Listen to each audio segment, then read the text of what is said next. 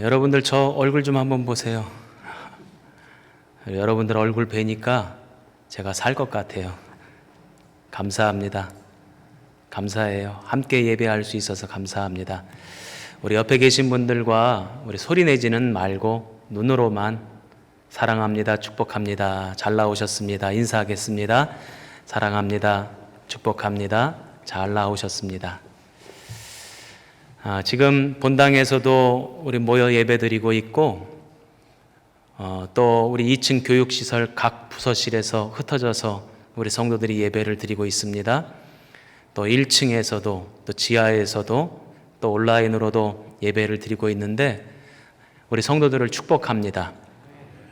자리가 어디든지 간에 예배하는 곳에 하나님 함께 하시고 우리 주님이 은혜와 능력으로 함께 하실 줄 믿습니다. 엊그제가 아니고 그 전주 금요일 날 우리 교계와 방역당국이 협의를 했습니다. 그래서 나온 결론이 예배당 좌석이 300석을 기준으로 해서 그 이하가 되는 교회는 20명까지만 예배를 드릴 수 있고 300석 기준으로 그 이상이 되는 예배당에는 50명 미만까지 예배를 드릴 수 있다 하는 이제 결론을 도출해 냈어요. 그러면 우리 교회는 도대체 주일날 몇 부까지 예배를 드려야 우리 성도들이 예배를 드릴 수 있습니까? 그래서 저희가 문의를 했습니다. 우리 교회는 좌석이 1,500석이 넘습니다. 300석 기준으로 인원을 정해주시면 좀 불합리한 것 같습니다. 좀 늘려주세요. 저 준층에도 앉을 수 있습니까? 이렇게 문의를 했더니 그것은 정해진 원칙이기 때문에 바뀔 수가 없다는 거예요. 그래서 어떻게 해야 되나 고민하다가 우리 부목사님들과 의논을 한 결과 그래 우리 교회에 본당만 예배당이 있는 것이 아니라 부속 예배실이 많이 있으니까 지하에도 있고 하다못해 식당에서도 예배 드릴 수 있고 또 2층 교육시설 새로 우리 리뉴얼하면서 많은 공간들이 생겼으니까 그 공간에서 예배를 드릴 수 있는지 한번 문의를 해보자. 그래서 영등포 구청 방역당국에다가 문의하고 공문도 보내고 질의도 하고 그랬어요. 아마 저희 교회 때문에 좀 귀찮았을 것 같아요. 그리고는 거기서 답변이 왔습니다. 예배를 드릴 수 있을 거다. 그런 답변이 왔어요. 본당에서는 50명 미만으로 예배를 드릴 수밖에 없지만 나머지 공간들을 이용해서 규모에 따라서 10명, 15명, 20명 이렇게 예배를 드려도 되겠습니다 하고 확인을 받았습니다. 엊그제 금요일 날 다른 지역에서 목회하시는 우리 친구 목사님이 시에서 이상한 공문이 하나 날라왔다는 거예요. 그러면서 부속 예배당에서 예배를 드릴 수 있다고 그 예까지 착 적어가지고 공문이 왔대요. 그러면서 저한테 그걸 보여줘요. 자기네 교회는 지금 본당밖에 없는데 뭐 이게 나한테 무슨 필요가 있어서 나한테 이 공문을 보냈는지 모르겠다고. 그래요? 그래서 저는 그랬어요. 나는 아는데. 왜 그런지 아는데 어느 교회가 계속해서 질문하고 문의하고 그래가지고 예배드리겠다고 도와달라고 그래서 아마 이 공문 왔을 거야. 그랬더니 그 교회가 어느 교회네요. 우리 교회라 그랬어요. 오늘 이렇게라도 우리 성도들 얼굴을 보면서 예배드릴 수 있고 설교할 수 있어서 너무너무 행복해요. 제가 사경에 마치면서 아마 금요일에는 좋은 소식을 전할 수 있을 것 같습니다. 이런 운을 남겼는데 그때부터 우리 성도들 얼굴 보면서 예배할 수 있다는 생각이 드니까 막 가슴이 설레어가지고 잠이 안 오는 거 있죠. 지금 너무너무 행복해요. 여러분 사랑하고 또 축복합니다. 이제 며칠 뒤면 추석 명절입니다. 명절은 뭐 하는 날인가 곰곰이 생각해 보니까 감사하는 날이에요. 그래서 감사를 해야 될 텐데 어쩌면 그런 생각이 들 것 같습니다. 목사님, 2020년도에 감사할 게 뭐가 있겠습니까? 사업체가 무너져 가고 있고 가게가 폐업을 하고 다니던 직장 잘리고 애들은 학교 못 다니고 이렇게 전 세계가 어려움을 당하고 있는데 지금 감사할 거리가 어디 있겠습니까? 아마 그런 말씀 하시는 분도 있을 수 있습니다. 10분 그 마음이 이해가 됩니다. 그러나 우리 믿는 사람들은 어떤 사람들인가? 곰곰이 묵상하면서 점점 더 느껴지는 것은 그럼에도 불구하고 우리 예수 믿는 사람들은 그럼에도 불구하고입니다. 그럼에도 불구하고 감사할 거리를 찾고, 그럼에도 불구하고 기뻐하고, 그럼에도 불구하고 하나님을 찬양하고, 그럼에도 불구하고 하나님 예배하고, 이게 우리 예수 믿는 사람들의 모습이라고 생각합니다.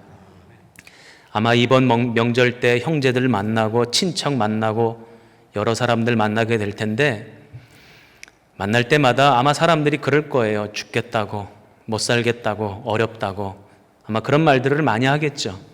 그럴 때 우리 예수 믿는 사람들은 그래도 이런 점은 참 감사하다고, 그래도 이런 부분은 참 기쁘다고, 그렇게 이야기를 하므로, 야, 역시 예수 믿는 사람들은 뭔가 달라도 다르구나, 우리 예수 믿는 사람들의 다른 모습을 믿지 않는 사람들에게 보여줄 수 있는 그런 계기가 되기를 주님의 이름으로 축복합니다.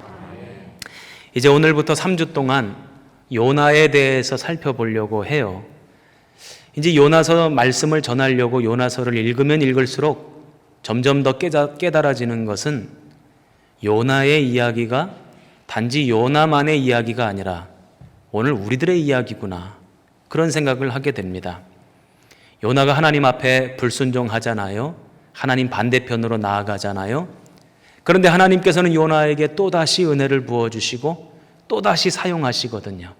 그게 꼭 우리랑 같아요.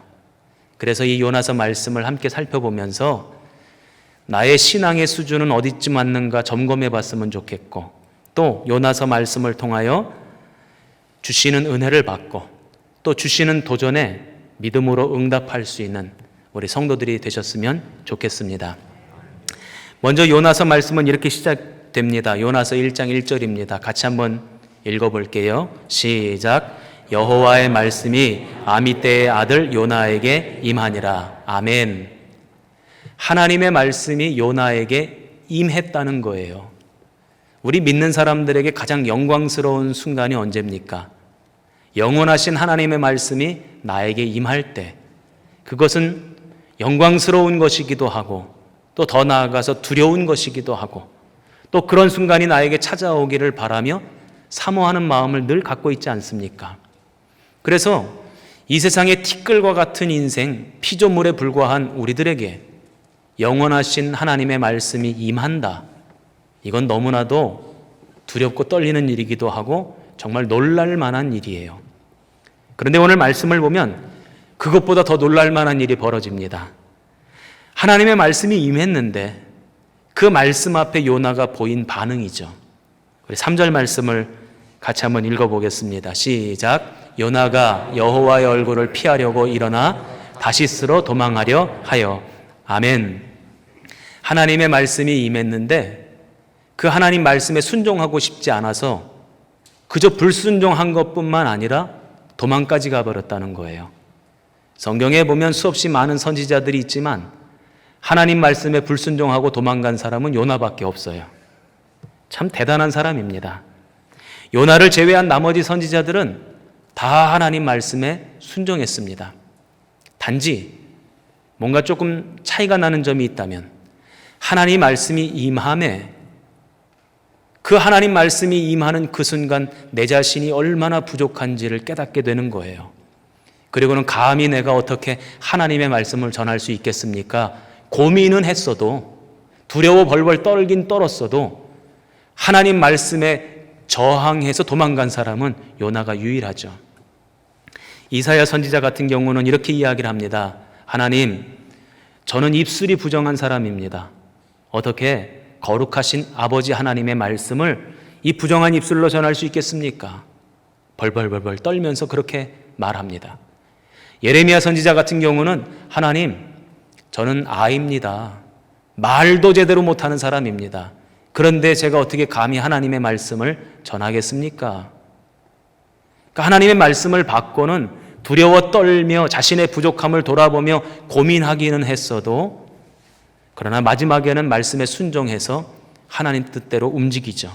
그런데 요나는 니느웨로 가라고 했더니 다시스로 갔다는 거예요. 이게 이제 지도를 보면 참 재밌는데요. 니느웨는 동쪽이고 다시스는 서쪽이에요. 다시스는 오늘날로 말하자면 스페인이거든요. 스페인. 그 당시 사람들에게 있어서 스페인은 땅 끝이라고 생각했던 거죠. 그래서 저 땅 끝인 다시스로 도망가면 하나님을 피해 도망갈 수 있겠다 하고 말씀에 순종하기 싫으니까 다시스로 도망가려 했다는 것입니다. 그러면서 벌어지는 일이 1절부터 10절까지 이야기가 적혀져 있습니다. 저는 이 1절부터 10절까지의 말씀을 가지고 몇 가지 은혜를 여러분들과 함께 나누기를 원합니다.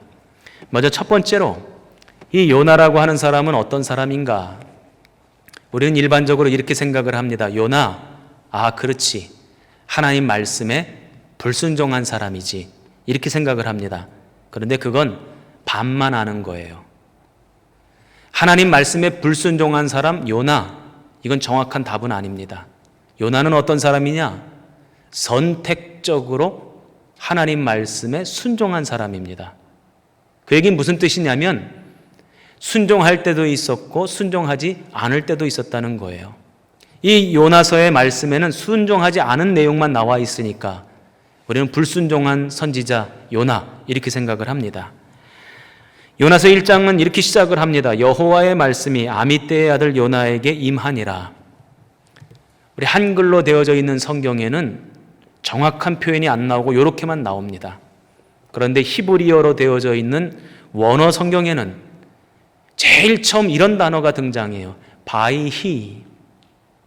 이 히브리어로 무슨 뜻이냐면 그리고 나서라는 말이 제일 먼저 나와요. 그 얘기는 무슨 뜻이냐면 이 요나서의 말씀 이전에 뭔가가 또 있었다는 거잖아요. 그리고 나니까 그리고 나서 이 요나서의 얘기가 나오는 거 아니겠습니까? 도대체 그 앞에 무슨 얘기가 있었길래 그리고 나서라는 말씀으로 시작할까? 제가 다 뒤져봤어요. 그랬더니 열왕기하 14장 25절에 이런 말씀이 나옵니다. 이스라엘의 하나님 여호와께서 그의 종 가드헤벨 아미떼의 아들 선지자 요나를 통하여 하신 말씀과 같이 여로보암이 이스라엘 영토를 회복하되 하맛 어귀에서부터 아라바 바다까지 하였으니. 아멘. 하나님께서 요나에게 니느웨로 가라고 하시는 이 말씀 이전에 이미 다른 말씀도 주셨다는 거예요. 북왕국 이스라엘의 초대 왕이었던 여로보암 왕한테 가서 내 말을 전하라. 그래서 전한 말씀이 뭐냐면 이스라엘의 영토가 확장될 건데 하맛 어귀에서부터 아라바 바다까지 이스라엘의 영토가 넓어질 거라는 거예요. 그래서 그 말씀을 여로보암 왕에게 전했더니 전한 대로 그렇게 되었다 하는 얘기입니다. 그러니까 이 말씀을 통해서 우리가 요나라고 하는 사람이 어떤 사람인지 알 수 있는데 한마디로 이겁니다. 자기가 전하고 싶을 때는 전하고 전하기 싫을 때는 안 전하고 선택적으로 순종을 한 사람이다 이겁니다. 그러면 어떻게 선택하며 순종했는가 봤더니 내 마음에 맞는 말씀, 내 생각에 맞는 말씀, 내 기분을 좋게 하는 말씀, 거기에는 아멘 했다는 거예요. 반대로 자기가 원하지 않는 말씀, 자기 생각과는 반대가 되는 말씀에는 노멘 했다는 거예요. 지금 이스라엘의 영토가 2배로 늘어나게 됩니다. 이 말씀을 전하라 그러니까 얼마나 기분 좋게 여로보암 왕한테 전했겠습니까? 제가 한번 우리나라의 앞으로의 모습을 믿음으로 선포할 테니까 믿으시는 분은 아멘 하시면 되겠어요? 우리나라가 앞으로 초인류 선진국가가 될 줄로 믿습니다. 우리나라가 앞으로 통일될 줄로 믿습니다. 우리나라에 백신이 개발될 줄로 믿습니다. 이런 말씀은 얼마나 아멘하기 좋아요.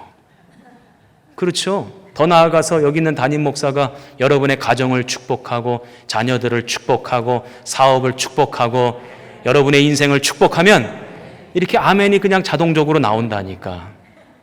그런데 반대로 우리가 주의 영광을 위해서 때때로 고난도 받아야 합니다. 어려운 일도 있을 수 있습니다. 시험 당할 때도 있습니다. 그러면 아멘 해야 되는데 이렇게 아멘이 안 나와요. 지금 이 요나가 딱 그 모양이었다는 거예요. 전하고 싶은 말씀은 쏜살같이 가가지고 여로보암 왕한테 전했는데 저 적국 니느웨에 가서 회개하라고 해라. 그랬더니 그거는 싫대요. 그리고는 다시스로 도망을 가는 겁니다. 어디 요나만 그렇습니까? 오늘 이 시대를 살아가고 있는 신앙인들의 모습이 거반 다 그렇지 않아요? 제가 어떤 목사님 설교 말씀을 들으니까 그 목사님이 그러시더라고요. 요나 거꾸로 한번 해보라고. 요나 이야기가 누구 얘기라고요? 내 얘기라는 거예요. 듣기 좋은 말씀에는 아멘을 그렇게 힘차게 합니다. 그런데 조금 내 생각과 달라요. 내 기준과 달라요. 내 마음과 달라요. 그러면 아멘이 잘 안 나와요. 예배가 끝나고 제가 이제 성전 문 앞에 서서 우리 성도들과 인사를 합니다. 그러면 가끔 우리 성도들이 나가시다가 목사님 오늘 말씀에 은혜 많이 받았습니다. 그렇게 인사하고 가실 때가 있어요. 그러면 그 인사를 받으면요, 담임 목사는 막 기분이 막 날아갈 것 같아. 너무너무 좋아요. 그런데 한편으로 그 말씀을 곰곰이 생각해 보면 이런 얘기예요. 오늘 목사님 하신 말씀이 제 생각이랑 딱 맞아 떨어졌어요. 제 마음이랑 제 가치관이랑 제 기준이랑 어쩜 그렇게 똑같이 말씀하십니까? 그 얘기잖아요. 그런데 때때로 하나님의 말씀은 나의 생각과 다를 때가 있어요. 내 기준과 다를 때가 있어요. 그래서 나의 마음을 불편하게 하는 하나님의 말씀이 전해질 때도 있어요. 저는 우리 성도들이 그럴 때라도 아멘으로 반응하시기를 주님의 이름으로 축원합니다. 사람들은요 참 희한해요. 하나님 말씀이 떨어지면 무조건 순종해야 되는데 왜 순종들을 안 하는지 몰라. 요나나 우리나. 이 요나서 말씀을 읽다 보면 참 재미난 장면이 많이 나오는데, 사람들을 제외하고는, 이 요나를 제외하고는 모든 피조물들이 다 하나님 말씀 앞에 절대적으로 순종하는 모습을 보입니다. 바람을 명하시니 바람이 세차게 불어와요. 바다를 명하시니 바다가 풍랑이 일어납니다. 요나가 탄 배 밑으로 큰 물고기가 오잖아요. 하나님이 명령하시니까 큰 물고기가 그 배 밑에 와서 기다리고 있어. 요나가 빠지기를 기다리고 있는 거예요. 저는 그런 생각도 해봤다니까요. 아이, 큰 물고기도 스케줄이 바쁠 텐데 어찌 그냥 하나님이 와 있으라고 하니까 그냥 와 있는구나, 그런 생각을 제가 한 적이 있어요. 또 생각해 보세요. 3일 동안 뱃속에다가 요나를 넣고 돌아다니다가 니느웨 앞에다가 토해내는 그 일을 물고기 입장에서 생각해 봐요. 얼마나 거북스러운 일인지. 그런데 입도 뻥끗 안 하고 순종하잖아요. 박넝쿨에게 명령하시니 박넝쿨 순종합니다. 벌레를 명하시니 벌레가 순종합니다. 오직 요나만 순종을 안 해요. 사람들만 순종을 안 합니다. 왜 그런가 봤더니 하나님께서 사람을 지으실 때 당신의 형상으로 지으셨어요. 다른 피조물들에게는 당신의 형상을 허락지 아니하셨는데 사람들에게만 당신의 형상을 주셨거든요. 근데 그 당신의 형상, 하나님의 형상 가운데 하나가 뭐냐면 자유의지예요. 그래서 하나님이 말씀하시면 그 말씀 앞에 아멘 할 수도 있지만 그 자유의지를 활용해서 얼마든지 하나님 말씀 앞에 노멘 할 수도 있는 것이 우리들의 인생이라는 거예요.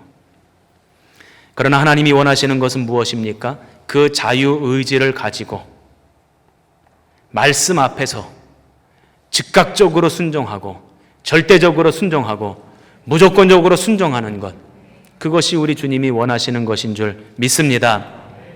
우리가 신앙생활하면서 우리의 믿음이 변화되어져야 되는데 그 가운데 하나가 무엇이냐면 믿음이 약할 때, 믿음이 부족할 때는 선택적으로 순종했어요. 좋은 말씀에만 아멘하고 내 마음을 불편하게 하는 말씀에는 아멘을 못했어요. 그러나 믿음이 자라가면서 무조건적으로 순종하고 말씀이면 순종하고 하나님 뜻이면 따르고 그런 신앙으로 변화되어져 가는 것, 그것이 성숙한 신앙이라고 생각을 합니다. 저는 우리 대림교회 모든 성도들이 그렇게 성숙한 신앙인으로 변화되어지기를 주님의 이름으로 축복합니다. 두 번째로, 요나는 하나님에 대한 잘못된 이해를 가지고 있었습니다. 우리 3절 말씀을 다시 한번 읽어봅니다. 시작. 요나가 여호와의 얼굴을 피하려고 일어나 다시스로 도망하려 하여. 아멘. 요나의 생각에 도망가면 도망갈 수 있다고 생각을 한 거예요. 하나님의 낯을, 하나님의 얼굴을 피하면 피할 수 있다고 생각을 한 거예요. 숨을 수 있다고 생각을 한 거예요. 이게 가당키나 한 말입니까? 말이 안 되는 거잖아요. 하나님은 온 세상에 계시는 분이십니다. 어디에나 계시는 분이십니다. 하나님의 낯을 피할 수 없는 거예요. 하나님을 도망칠 수 없는 거예요. 하나님을 떠날 수 없는 겁니다. 요나가 같은 배에 타고 있는 사람들한테 이렇게 이야기를 합니다. 10절 말씀. 자기가 여호와의 얼굴을 피함인 줄을 그들에게 말하였으므로. 배에 타고 있는 사람들이 풍랑을 만나고 나니 도대체 이 일이 왜 일어났느냐고 서로 수군거리며 묻습니다.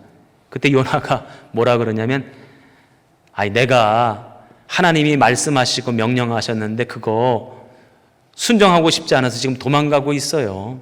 나 때문이에요, 나 때문. 알기는 또 잘 알아요.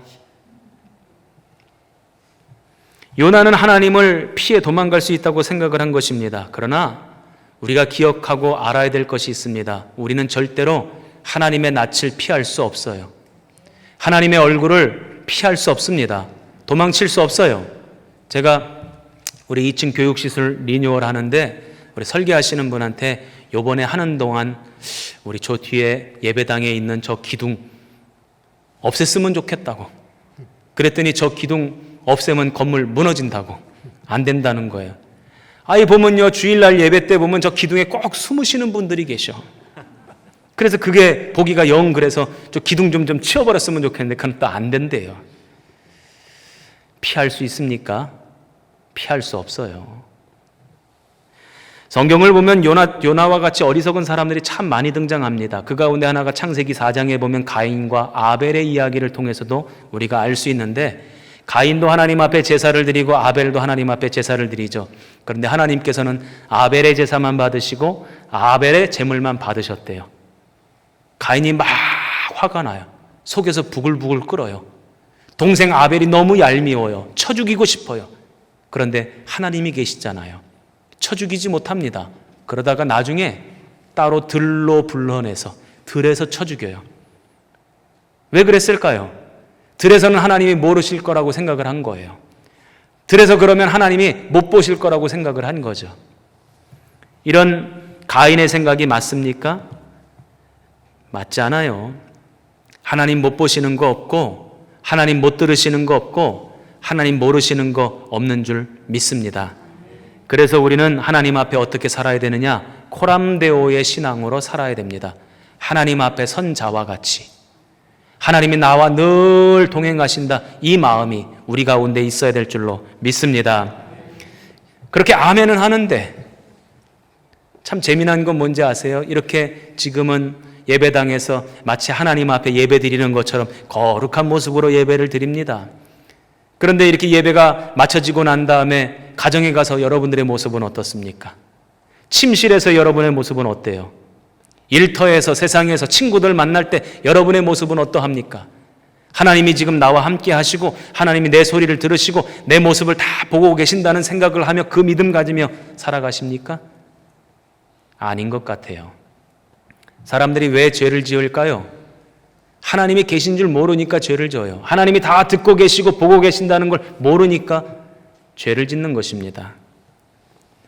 성경에 보면 사람들이 왜 망하는지 호세아 4장 6절에 나옵니다. 내 백성이 지식이 없으므로 망하는도다. 그런데 호세아 4장 1절에 그 지식이 어떤 지식인지를 말씀하시는데 여호와 하나님을 아는 지식이 없어서 그래서 망한대요. 하나님이 어떤 분인지를 모르기 때문에 망한대요. 저는 오늘 우리 성도들에게 부탁드립니다. 하나님이 어떤 분인지를 알아야 돼요. 그렇다면 하나님 어떤 분인가? 어디에나 계시고 우리의 소리를 다 들으시고 우리의 모습을 다 보고 계시는 분, 그분이 여호와 하나님이신 줄로 믿습니다. 그러므로 날마다 코람데오의 믿음으로 나아가시기를 주님의 이름으로 축복합니다. 또 세 번째, 요나가 하나님의 말씀을 거부하고 그가 한 걸음 한 걸음 나아간 인생의 궤적을 보면 우리에게 주는 아주 중요한 영적인 의미가 있습니다. 3절 말씀입니다. 제가 읽어드릴게요. 다시스로 도망하려 하여 욥바로 내려갔더니, 욥바로 내려갔대요. 요나서 1장 3절 말씀에 보면 또 이런 말씀도 있습니다. 다시스로 가려고 뱃삭스를 주고 배에 올랐더니, 이 배에 오른다는 표현은 배에 탔다는 얘기죠. 그런데 우리 한국말에는 배에 탔다는 말을 올랐다 이렇게 표현을 합니다. 근데 히브리어를 보니까 야라드라고 쓰여 있어요. 근데 히브리 사람들, 이스라엘 사람들의 개념에는 배를 타는 걸 오른다라고 생각하지 않고 내려간다고 생각했나 봐요. 야라드라고 하는 말은 배에 내려갔더니 이런 뜻이에요. 그러니까 요바로 내려갔어요. 요바에서 또 배로 내려갔어요. 그리고 5절 말씀을 보니까 배에서도 또 배 밑창으로 내려가요. 그리고는 배가 풍랑이 일고 누군가를 하나 빠뜨리자 하고서 빠뜨린 게 요나예요. 그러니까 배 밑창에서도 또 바닷속 깊은 곳으로 내려가요. 이것은 위치, 물리적인 의미만 담고 있는 것이 아니라 영적인 의미를 담고 있는 겁니다.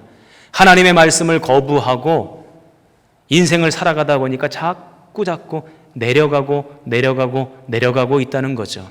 지금 요나의 영적 상태가 그러하다는 것입니다. 주를 앙모하는 자 내려가. 올라갑니까? 내려갑니까? 올라가는 거죠. 내려가는 게 아니에요. 주를 앙모하는 사람은 믿음의 상승 곡선을 그려가는 거지 내려가는 사람이 아니라는 거예요. 성경에서 다 그런 것은 아니지만 거반 올라가는 것은 좋은 것으로 표현되어져 있어요. 반대로 내려가면 뭐가 문제가 생기고 어려움이 발생하고 그래요. 제가 성경을 뒤져보니까 야곱이 베델로 올라가서 쌓아요. 사람들이 예루살렘으로 올라가서 예배를 드려요. 이스라엘 백성들이 애굽 땅에서 가나안 땅으로 올라갔어요. 모세가 시내산에 올라가서 하나님 앞에 계약을 맺습니다. 반대로 내려가는 건 별로 안 좋아요. 아브라함이 가나안 땅을 버리고 애굽으로 내려갔다가 아내를 빼앗길 뻔하고 어려움을 당하잖아요.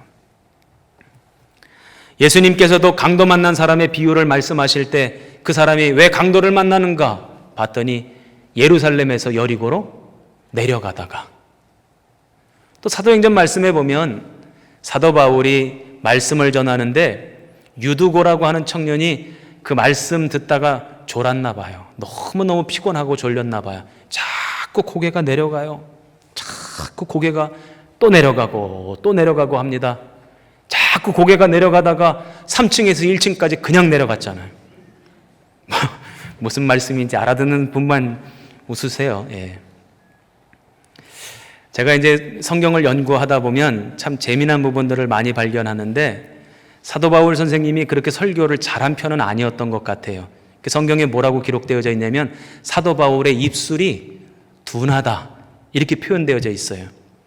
또 초대교회에 사도 바울 선생님을 이렇게 그림으로 그려놓은 성화를 보면 잘생기게 그린 그림은 단 하나도 없어요. 사도 바울 선생님은 다 못생기게 그려놨어요. 못생겼지, 설교도 못하지, 그런 생각이 들더라고요. 오늘날처럼 이렇게 온라인으로 영상 매체로 방송으로 설교하고 이렇게 전도해야 되는 시절에는 우리 사도 바울 선생님은 좀 잘 안 먹혔겠다 이런 생각이 들더라고요. 웃으시라고 한 얘기인데 웃지도 않으시네. 그래도 좀 얼굴에 받쳐줘야지. 우리 성도들 오래간만에 만나서 제가 너무 기분이 좋아서 농담했어요. 우리 신앙인은 올라가는 믿음이어야지 내려가는 믿음이 되면 안 됩니다. 그러면 어떻게 하면 내려가느냐? 별거 없습니다. 가만히 있으면 내려가요. 우리의 믿음은 살아있는 생명체와 같아서 흐르는 강물 위에 떠 있는 배 같아요. 가만히 있으면 자꾸 하류로 떠밀려 내려가는 것입니다. 자꾸 노를 지어야지 올라갈 수 있는 거죠. 코로나로 지금 신앙생활하기 어려운 시대에 여러분들 가만히 있으면 어떻게 됩니까? 내려가는 거예요. 기도 생활 안 하고 가만히 있고, 예배 생활 안 하고 가만히 있고, 성경 안 보고 가만히 있고, 그러면 자꾸 내려가는 겁니다. 온라인 사경회를 한다고 하는데도 관심도 없고, 새벽 예배 영상을 매일 올리는데도 관심도 없고, 아무것도 안 하고 가만히 있으면 보세요, 내려가게 되죠. 우리 사역자 팀에서 애를 많이 씁니다. 평상시에 우리 성도들과 대면해서 예배 드리고 사역하고 성경 공부하고 이럴 때보다 지금 이 온라인으로 하면서 준비해야 될 게 2배, 3배가 많아졌어요. 몸부림을 쳐요. 우리 부목사님들과 저와 우리 전사님들이 몸부림을 칩니다. 왜냐하면 우리 성도들 믿음이 내려갈까 봐, 신앙이 내려갈까 봐. 바라기는 아무리 코로나 시대일지라도 우리 대림교회 성도들의 믿음은 날마다 상승 곡선을 그리기를 바랍니다. 올라가는 그래프이기를 주님의 이름으로 축복합니다. 기억합시다. 오늘 말씀 3가지 전해드렸습니다. 하나님 말씀이면 선택적으로 순종하는 것이 아니라 무조건적으로 순종한다. 하나님의 낯을 피할 곳이 있다 없다? 없다. 그러므로 코람데오의 신앙으로 살아가자. 3번째, 내려가는 신앙이 아니라 올라가는 신앙이 되자. 요나를 통해서 이 3가지를 배웠습니다. 이 3가지를 마음에 담고 올라가는 믿음의 그래프를 그리는 우리 대림교회 성도들 다 되시기를 주님의 이름으로 축복합니다.